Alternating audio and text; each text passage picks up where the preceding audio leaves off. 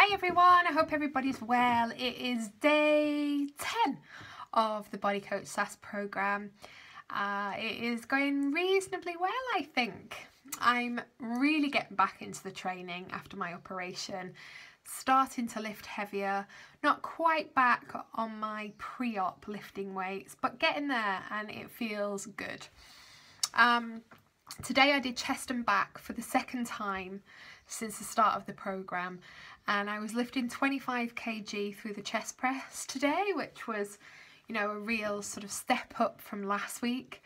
And I did the chest flies as well. I still am unable to do the bent over rows. It doesn't feel comfortable on my tummy, but I did TRX rows and actually found those really challenging. I was sort of getting to rep 10, 11, 12 and not able to go any further. So it could well be that it's more difficult than the bent over rows. I also did upright rows, which I used 14 kilogram kettlebell for. And then I did a hip workout, which I made very leg heavy today, trying to get my legs back to their former glory that they were at pre-op. So lots of leg activity going on. So really good, really enjoying the supersets, really enjoying the kind of focusing on one body part each day. And it's nice to be back with the Body Coach. I think food-wise, all good. I used pick and mix this morning and made protes.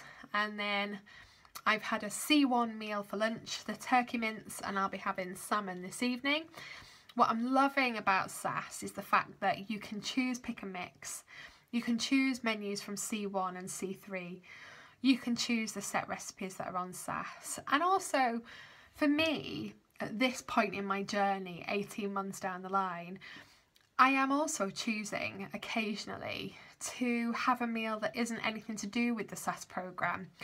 So, you know, I really got into my superfoods.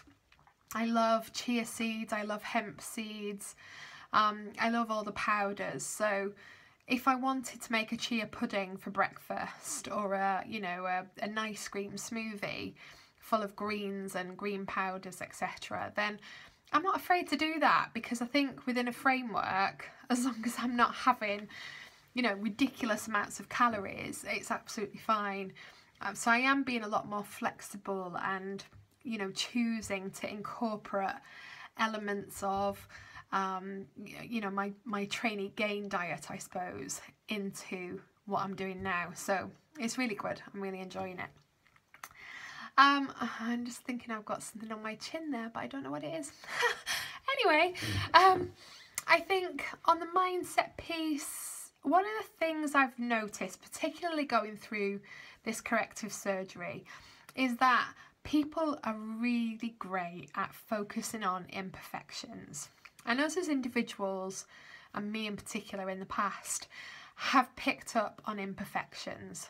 And I think the more you get closer to your goals, the harder it becomes to not notice them. And, you know, my loose skin was a great example of an imperfection that I felt that I couldn't live with.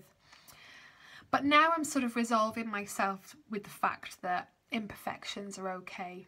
So there are elements of the tummy tuck, you know, that people keep pointing out to me, the little crease above my belly button.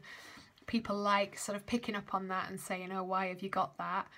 Well, I've got that because I didn't want the vertical scar of the fleur-de-lis.